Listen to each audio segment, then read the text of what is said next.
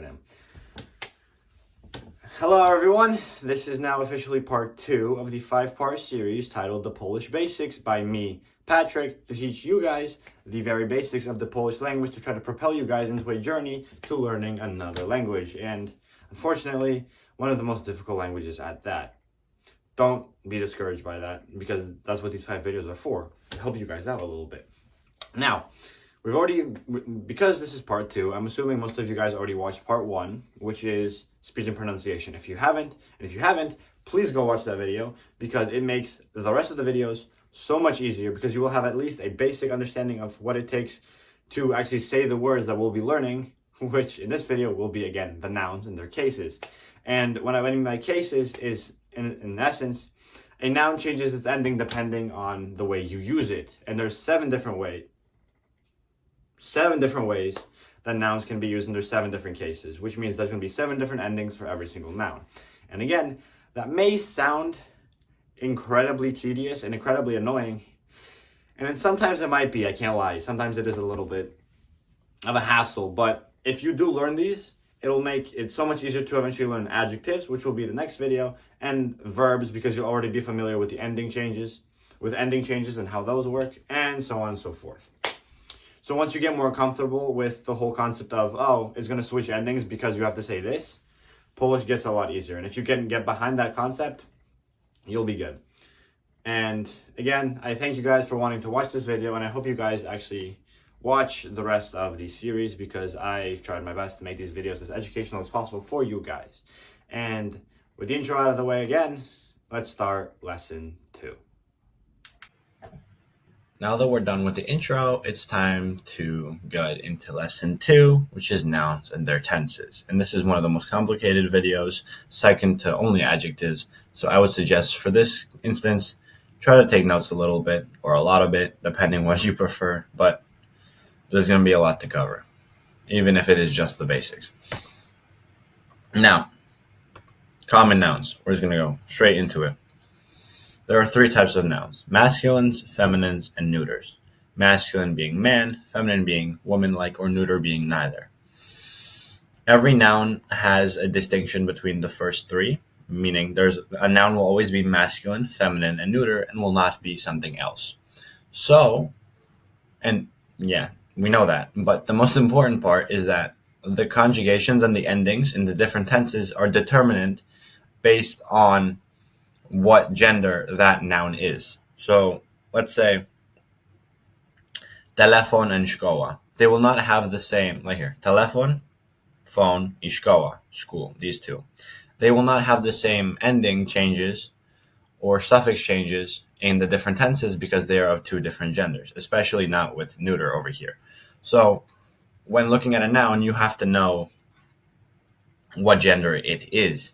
And just a side note, all of these words are going to be used throughout the presentation, and you might learn some new ones. So if I mention something that you don't know, or maybe isn't in this list, jot its definition down really quickly, or what it means. For things like verbs, for example, we will go into further in depth in that. There's a whole separate video that will come out with that. But for the time being, just write down what that specific word means in that sense, and you'll eventually learn how to use it more effectively. Now, the first case is the nominative case, or simply mianownik. And mianownik is used to identify the subject of the sentence with its base endings, meaning this is the standard form of the noun. There's no suffix changes, there's no prefix changes, or there's no real big ending shifts in the word. It is as plain and simple as it can be.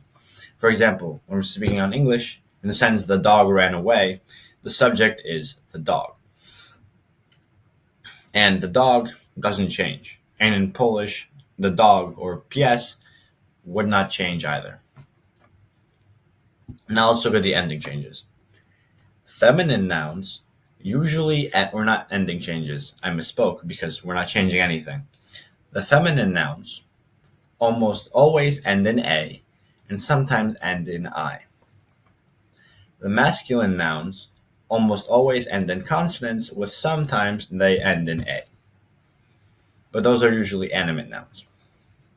And neuter nouns end in O, E, L, or Almost 90% of the time, it's one of the four. And these are the main identifiers of if a noun is masculine, feminine, or neuter. And if you can learn these effectively, you'll know the rest of the conjugation patterns. You'll be able to tell which gender fits to what conjugation or what stem change or what suffix change or what have you. Looking at examples. Kobieta y kava, woman and coffee. Both are feminine nouns and both end in A. Pies, kot, mężczyzna. Dog, cat, man. Pies y kot, they both end in consonants, but mężczyzna, because it's an animate noun, ends in A. That is not an all-seeing rule, and not all masculine animate nouns end in A, but most commonly, animate nouns end in the A. And then finally, we have dziecko, może, and imię. Child, see, and name.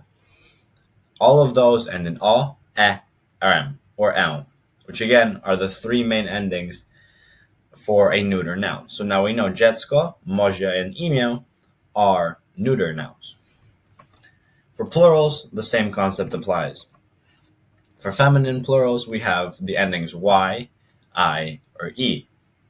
For masculine plurals, we have Y, I, and E as well, but the majority of those will be Ys. Whereas for feminines, the feminine plurals of the nominative usually have an even distribution across all feminine nouns that do exist, but for most masculines, it is the Y. And if you were to bet on the Y, you'd be right around 70% of the time, give or take.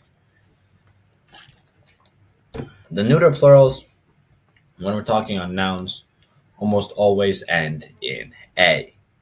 That's the dead giveaway. Now let's take some examples.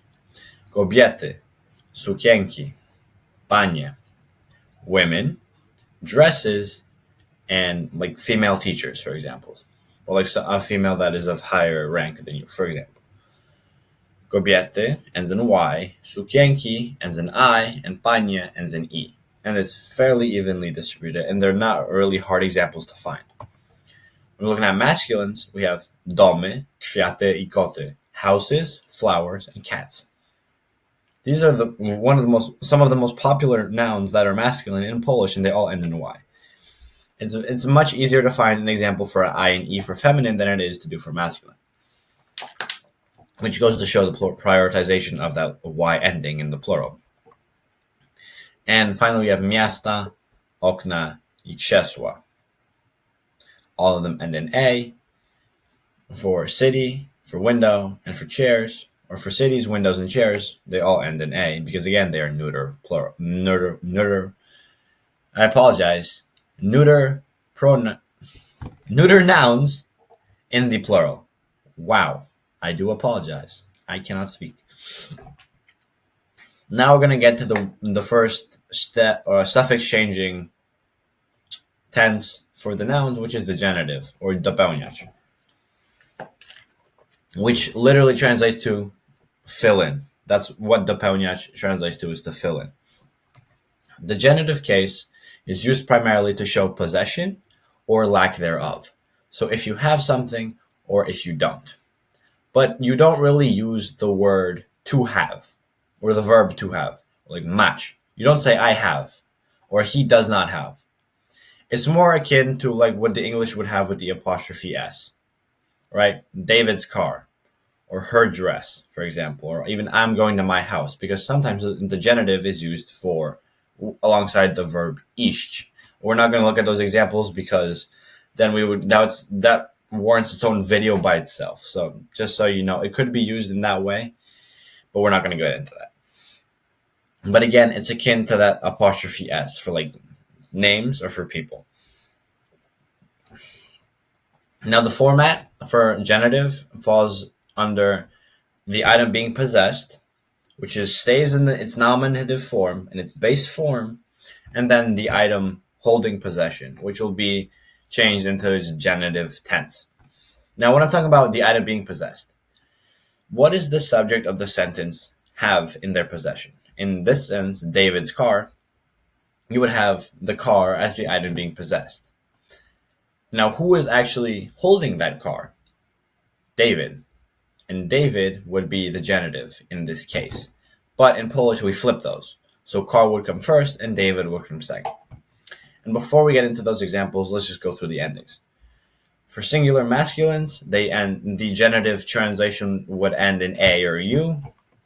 The feminine singulars in the genitive would end in Y or I, and the neuters end in only A. Now let's go through examples. Drzwi budynku or numer telefonu. Literal translations are the building's door and the phone's number. Now, what is holding possession in this first one here? The building, right? The building is holding possession towards the door. So drzwi would remain in the nominative form, while the building, or budynek, would switch to the genitive. And because it is a masculine noun, we have budynku. It ends in that u. The same thing applies here. Numer telefonu. The phone holds possession, the number, the phone number, right? The numer stays in the nominative form, or its base form, while telefon changes to the genitive, and because it is masculine, we get telefonu, because it ends in the u. Same thing applies for the feminines. Dzieci mamy I strony książki. The mother's child or children, and the book's pages. Again, dzieci and strony are the things being possessed by the subjects of the sentence, while mamy and książki are the things holding possession. So these two would be switching to the genitive tense. And because they are feminine, they end in I and they end in E. Y and I.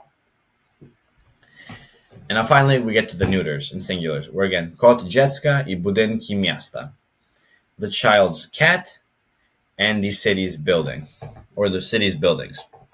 Once again, the cat and the buildings are the things being possessed, while the child, or dziecka and miasta, or the cities, are the things holding possession. So dziecka and miasta would be translated into the genitive tense. So, because they're neuter, they end in A. So we change from dziecko to dziecka and miasto to miasta. Kot dziecka, budynki miasta. Again, for the plurals, the format is exactly the same, but with different endings. The masculine plurals end in uf. The feminine plurals have what is known as a zero ending, which simply means that you take that last letter, which is most of the time will be an A, and when you throw it away, so to speak. So you take the nominative feminine noun and you take away that last letter. So like paprika, for example, which translates to peppers. That would change into paprik if we're talking in the genitive. If that pepper possesses something, let's say an aroma or a taste, then we would say paprik instead of paprika. And the neural plurals have a mix of both. Some take the uf and others take the zero ending. So it is a case-by-case basis for neural plurals, and it's the hardest thing to learn with the genitive. Going into examples. Numer telefonów, kolor kwiatów. The phone numbers and the colors of the many flowers. This is simply the plural of what we have here, numer telefonu. The same thing applies. What is being possessed? The number. Who is possessing it? The phones. Right? Here is no different. What is being possessed? Kolor, or color. What is holding possession? The many flowers. Kwiatów. And because both are masculine, they both end in that uf. Dzieci kobiet I smak herbat. The women's children and the taste of the many teas, or the tea's taste. Now, looking at this first one, dzieci kobiet. Kobieta is the singular, which is a feminine, right? But we're talking about something that's holding possession. It is the children of the many women. So because it is a feminine, we're taking that zero ending. So kobieta would switch to kobiet because we're taking away that last letter. Again, dzieci kobiet. For this one, you wouldn't really say smak herbat, but it's a good example to talk about the zero ending again, where we have the taste. What does the tea have? The tea has taste. So smak, that remains in the nominative. But because herbata in this nominative is a feminine noun, we change it to the zero ending, which would be herbat. Again, we're removing that last A. And finally, for the neuters, it's a mix of both. So like smak vina, the same thing, the taste of the wine, of the wines. Vino to vina. We have that ending of the A. And then we have rok miast. It changes from miasta to miast. And the rok is year. So the translation would be the city's years. Or the city, the year of the many cities. Again, not grammatically correct technically, because most fluent speakers won't say the words rok miast or smak herbat. But again, it's another good way to show that zero ending. Now we're getting into the most complicated one. And after this, it kind of slows down. We're going to talk about biernik, or the accusative case. And to put it lightly, it identifies the direct object of the sentence, or the receiver of the action of the subject. So taking the example, I give him an apple. Apple is the direct object because it is receiving the action most directly. What did you give? You gave him an apple. And so now we're going to look into the endings for the nouns that are the direct objects.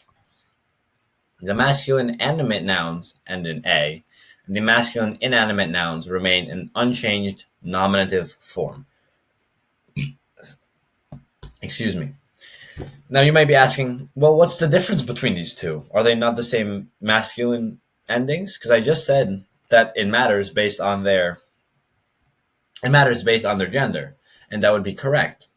But in the accusative case, the masculines are separated between animate and inanimate. And the best way I like to remember this is animate are things that can be or are alive. And animate nouns are things that cannot be alive. So things like, say, water bottles or hats would be inanimate because they do not follow that pattern of being alive or having the ability to be alive. Whereas like doctors, lekarze, doktore, all of those things are masculine animate nouns because we're talking about things that are alive because doctors are living people. The feminines and plurals, or feminines and neuters, sorry, as we see here, do not follow that same pattern, and it's really only for the masculines. As for the feminine, we end in "el," and for the neuters, it remains in its nominative form, similar to the masculine inanimate. Going through some examples. We have widzę psa. I see the dog. What are you seeing? You're seeing the dog. That is, the dog is receiving the action of you seeing it. But because a dog is a living thing, we use the masculine animate translation, which would be psa instead of pies. Znalazłem telefon.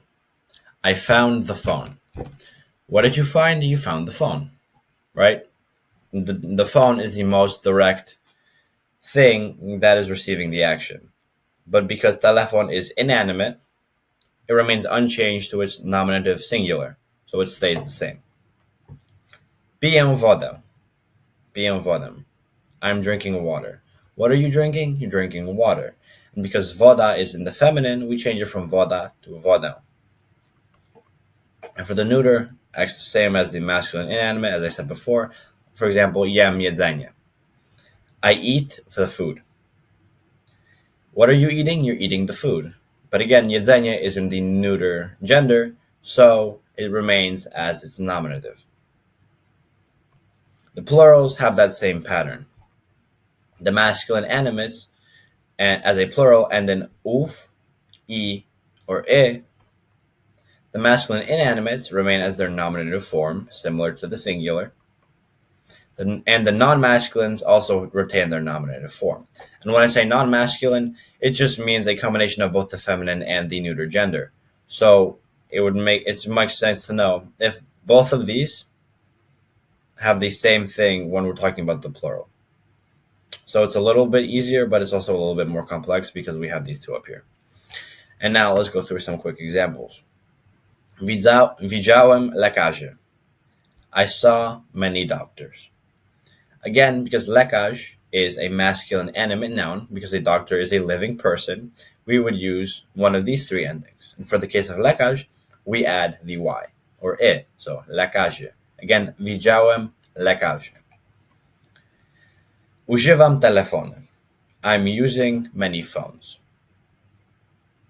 When we're talking about it in this case, telephone again is a masculine inanimate because a phone cannot be alive. So when we're talking about this, we have używam telefony, and the nominative plural for telephone is telefony, so it remains the same. Now finally, we have kupuję sukienki. I'm buying dresses. Sukienka normally is a feminine noun, so it would follow the same rules in the accusative for all the feminine nouns.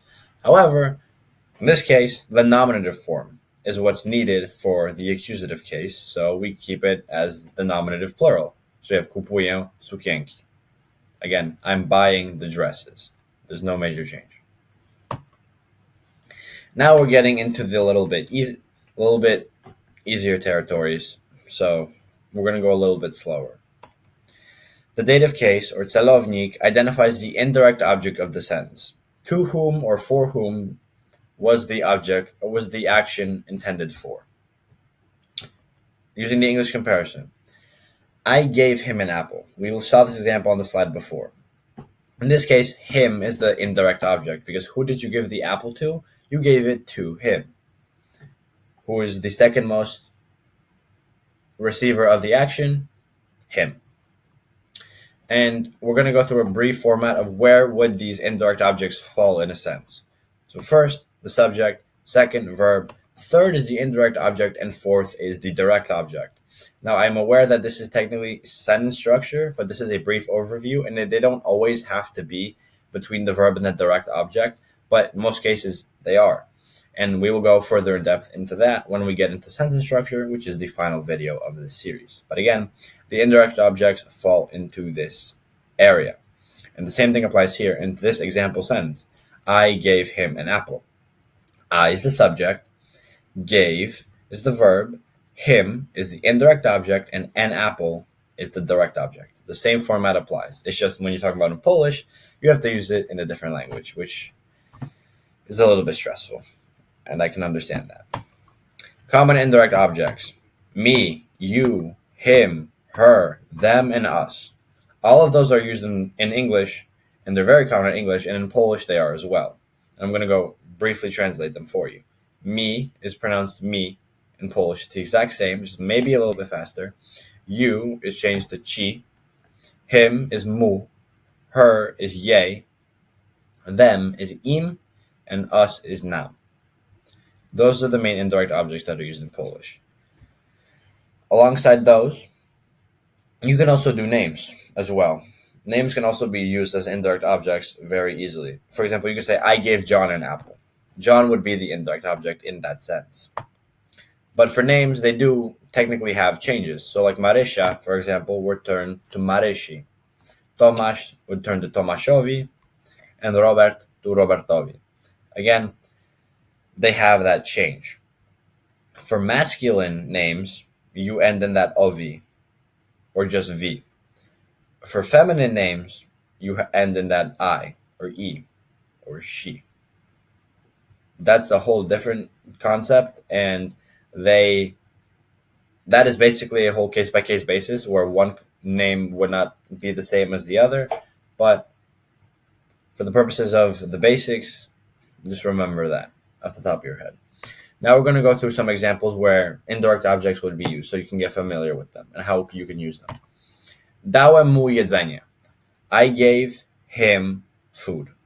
Dałem mu jedzenie. Now we're going to go part by part in this sense.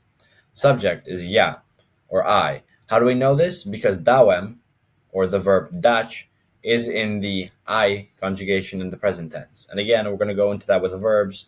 Don't feel like that's a whole different thing. We'll get into that. And the verbs video explains it in perfect detail. But for the purposes of this video, dałem is the I conjugation. And the verb obviously is dałem. We know this. The indirect object is mu, or him. Who did you give the food to? You gave it to him. And that would be the indirect object. And the direct is obviously jedzenie, because what are you giving? You're giving the food. Kupiłeś jej kwiaty. You bought her flowers. What is the subject? The subject is te, or you, because kupiłeś is in the you form in the present tense with the verb kupić. Again, you could also say ty kupiłeś jej kwiaty. The same way. The verb is obviously kupiłeś. The indirect object would be jej. Who are you giving the flowers to, or who are you buying the flowers for? You're buying them for her. And what are you buying? You're buying flowers. So those are two examples of how you could use indirect objects very effectively in Polish. And they have their own set structures, but if you just know these ones right here with the common indirect objects, you're already well above most Polish speakers that I know. So just learn those main ones. Now we're getting into the instrumental case, and we're almost done. This is the second to last case, because there are a total of 7, I do believe. Now, when we're looking at the word instrumental, what word can you make out from that? Instrument. And that doesn't mean necessarily like trumpets or trombones or guitars, but rather something is used to achieve something, like something you use to do something else, like a pen or a pencil. And that's exactly what the instrumental case is, or naziemnik. You have things that are used for transportation, but more broadly, it's again using something to accomplish a task without using the verb to use or używać. Because if you say, I use the pencil, that would technically be in the accusative case. And that is not the instrumental case or naziemnik, and you cannot use the same suffix changes. It does not work. The instrumental case is more akin to saying something like I traveled by car or I wrote with a pen. Right? You're not using the verb use, but you're insinuating that you used a car or a pen to complete the task. And that's basically what the instrumental case is. Now let's go through the suffix changes. The masculine or the neuter nouns end in m or em, where the masculine nouns typically end in the singular m and the neuters end in em. The feminines end in o. So when we're using a feminine noun in the instrumental case, it would end in o. Now let's go through some quick examples. Pisałem długopisem. I wrote with a pen. What did you use to write? You used the pen. But we're not using the verb używać, so it's again the instrumental case. And because długopis is a masculine noun, we change it from długopis to długopisem, holding that ending. Leciałem samolotem. I flew by plane. You can tell from the sense that someone used a plane to fly, but we're not again using the verb to use or używać. That's nowhere in the sense. And so we retain the instrumental case. And because samolot is again masculine, it changes that M ending to samolotem. Rozmawiałem z tą kobietą. I was speaking with that woman. And this is where it gets a little bit complicated because kobieta is a feminine, yes. So we're changing it to kobieto because it's the instrumental case. But why would you be translating kobieta? Wouldn't the instrument in this case be something like your mouth or your throat? Because you're speaking, that's what you're using to speak. And that thought process isn't necessarily wrong, but in Polish, the woman would be the object being used to complete the action. Because you would not be able to converse with someone or talk with someone if the woman wasn't there. So in Polish, the woman is the object you're using to complete the talking. So rozmawiałem z tą kobietą is I spoke with a woman. And that kobieta would be switched to the instrumental case. And in general, when you're talking about with something or with someone, stone or stem, that almost all the time will be in the instrumental case. And it's a little bit confusing and it might not be the first thing that you can wrap your head around. But again, you'll learn it with practice. Now we're getting to the plural endings. The plural feminine and neuter nouns end in ami or mi. And the plural masculines also end in mi or ami. But you can see these two are italicized because that's what the majority are.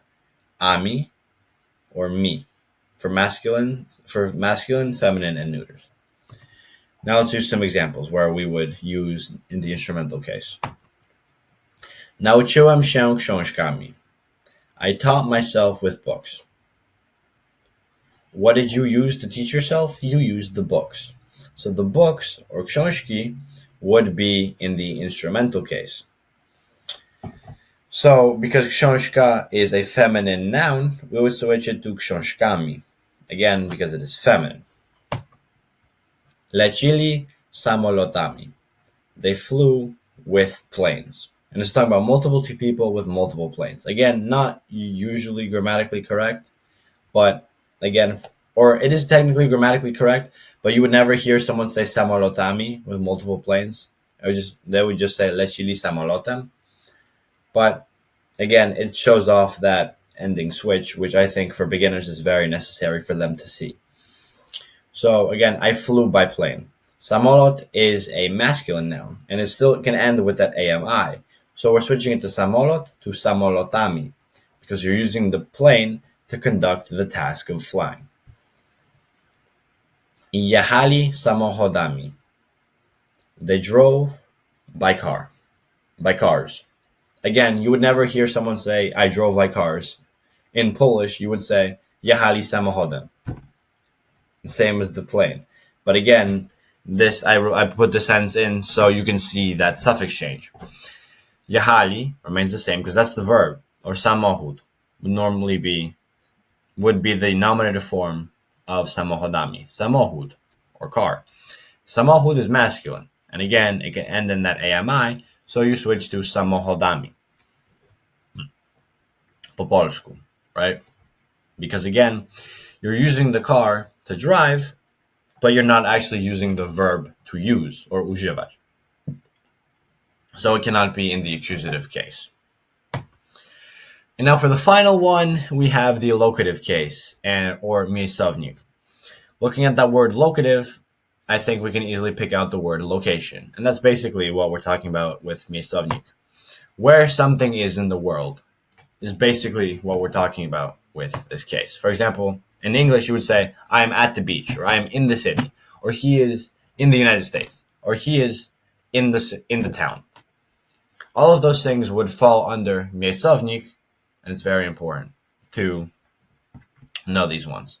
Not all nouns can be used with this, because not everything is a place or a location, or even metaphorically, but for the nouns that are, they mostly will be used with this. Let's go through those singular endings.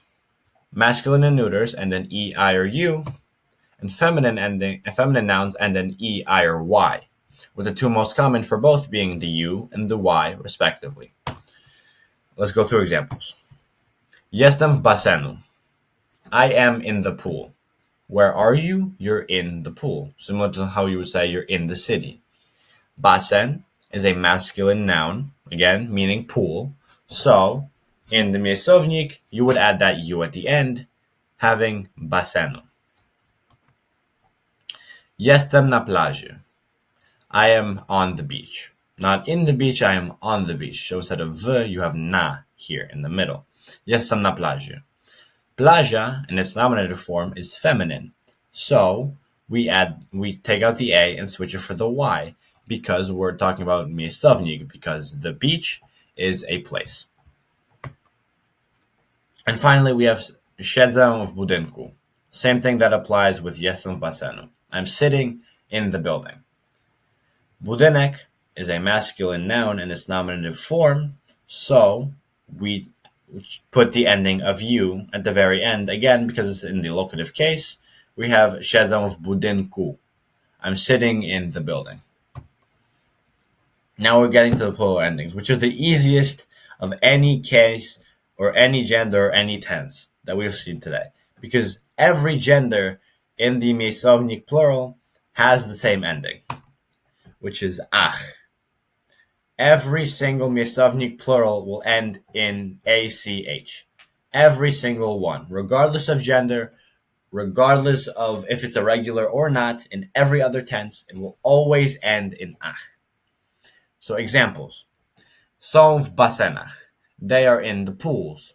Again, basen is a masculine, but it still ends in ach.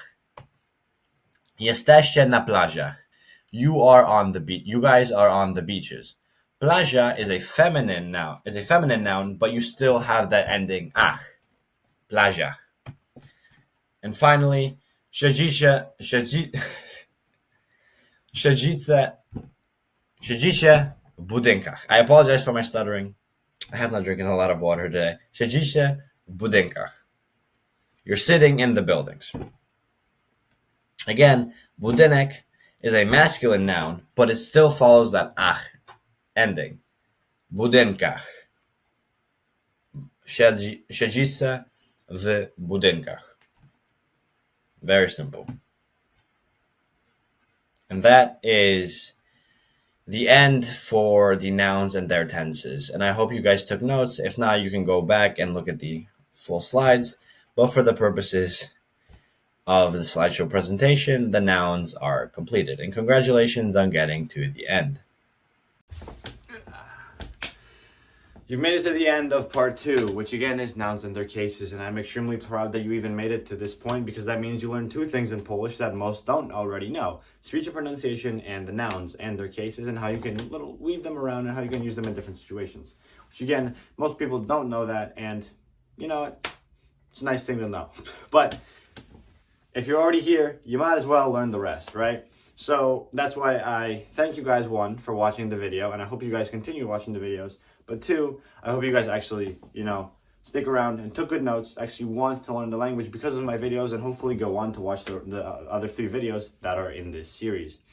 Again, I cannot make the language less complicated, so I sincerely apologize if the material is slightly overwhelming for especially, let's say, English speakers who really don't have this thing for cases, for nouns and adjectives, which we will see in the next video.